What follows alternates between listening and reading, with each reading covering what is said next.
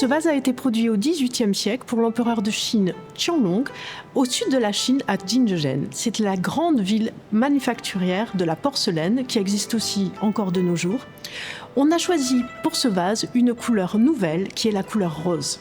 On ne savait pas produire cette couleur en Chine avant le XVIIIe siècle. Elle est produite à partir d'une technologie qui est arrivée en Chine depuis l'Europe. Cette technologie, elle utilise l'or. Ça paraît incroyable, mais c'est un rose à l'or. On utilise l'or sous forme de colloïde pour produire cette couleur nouvelle. Cette couleur rose, elle a été adaptée ici sur différentes fleurs que l'on peut voir, notamment les pivoines. Les pivoines en Chine, c'est la fleur préférée, c'est la fleur de la richesse. Elle est symbole de la richesse parce qu'elle était cultivée par les empereurs et pour les empereurs en Chine depuis au moins le 8e ou le 9e siècle.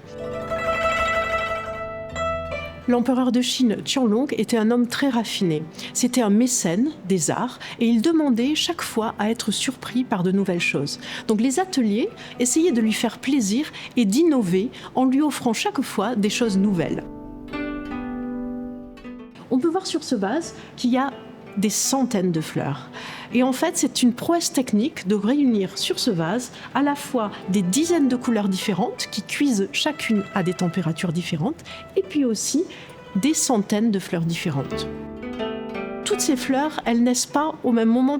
Il y en a qui sont au printemps, il y en a qui naissent à l'été. Donc en fait, c'est un espèce de miracle que d'avoir à la fois sur cette même pièce des centaines de fleurs qui fleurissent à différents moments de l'année. Mais là, elles sont offertes pour l'empereur à un seul moment. Une des particularités de ce vase, c'est sa rondeur, ses volumes généreux qui mettent en avant les fleurs. Ce que l'on peut voir aussi, c'est les effets de nuances des couleurs. Et ces effets de nuances de couleurs, ils ont été appris en Chine par les peintres européens, notamment des jésuites qui sont venus de France et qui ont appris aux Chinois à peindre comme on peint en France à la peinture à l'huile.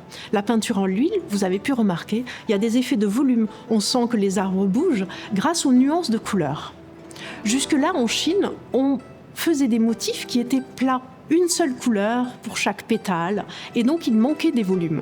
Et là, en fait, on a adapté les techniques européennes de nuances et de mise en perspective de la peinture sur la porcelaine de Chine. Comme chaque couleur doit être cuite à des températures différentes, les possibilités de rater sont très importantes. Donc, arriver à produire un vase aussi parfait est une merveille.